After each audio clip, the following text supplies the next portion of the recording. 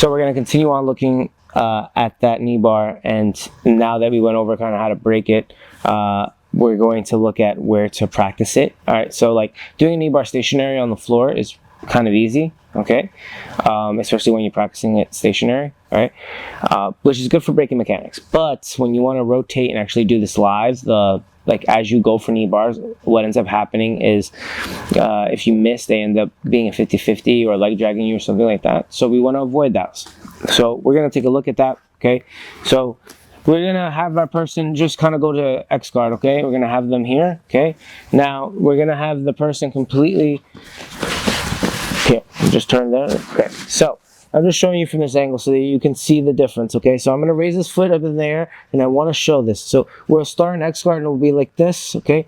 This knee needs to reach the inside of my hip, okay? So when I latch on, I need to have this rotation of my hip while keeping his leg still, and I need to be able to do a triangle, and what we're looking to do is hyperextend, and when he rotates towards the mat, my head will switch to the other side, and we'll be in that position that we were in with our triangle, keeping his hip off the mat, which will apply a lot of pressure. He won't be able to rotate the same way, okay?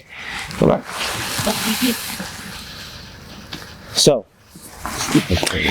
when you're here, a lot of the times I would like the person to get up to their elbow, okay?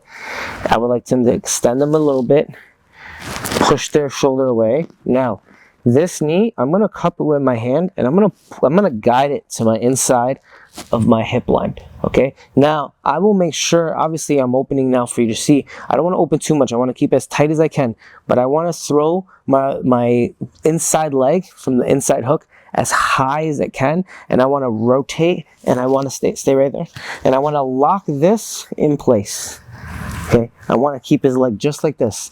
If I was to do anything like this and I go like this, he'll be able to turn before it happens, and then I'll get stuck, okay? So when I go through here, I want to make sure I'm cupping the knee, okay? I'm pulling it in, all right? I can push the shoulder a little bit. I rotate my leg high, rotate my hip, and lock.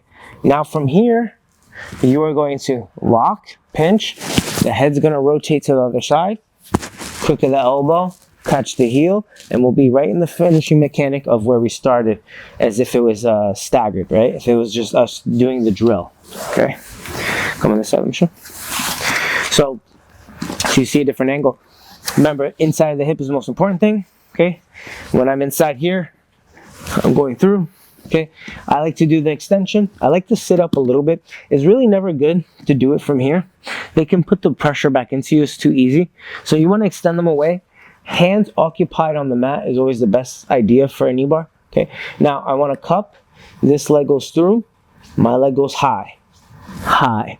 And I'm going to rotate my hips as I pull this knee in. So I rotate, okay? Now, you see how where the knee's in, it's to the inside. I make sure that I lock on that angle, tight, okay? Now that I have it tight, it's locked in. All I'm going to do is clamp down, thrust my hip up in the air, okay? It's going to force him to roll or tap. Most of the time, they have no choice but to roll, okay? My head has to transfer to this side. So when I do that hyperextension, come back one step, okay? When I do that hyperextension and I get down to the mat and he starts to roll, my head will shift to the other side, okay? And I will do crook of the elbow. I'll put my head here, and then I will continue to rotate the knee, thrust my hip, and I get that finish, okay? So key things we're looking at when we're doing any type of knee bar shooting from the floor, which is the most common place it happens, okay? To get those breaking mechanics on point, we need to have extension, hands to the mat, and then making sure that my foot goes to his shoulder blade, armpit area. The inside leg goes high by the butt. I pull his knee to the inside of my hip. I rotate my hip. I lock that in place. Then I do a hyperextension by the ankle. As I clamp down, the person will fall and straighten out. If they don't fall, they usually tap. So they're probably going to rotate. And when they rotate, your head has to transfer to the other side and catch your head on the toe bone, on the heel, and we get the same rotation finish that we started in the beginning of this chapter.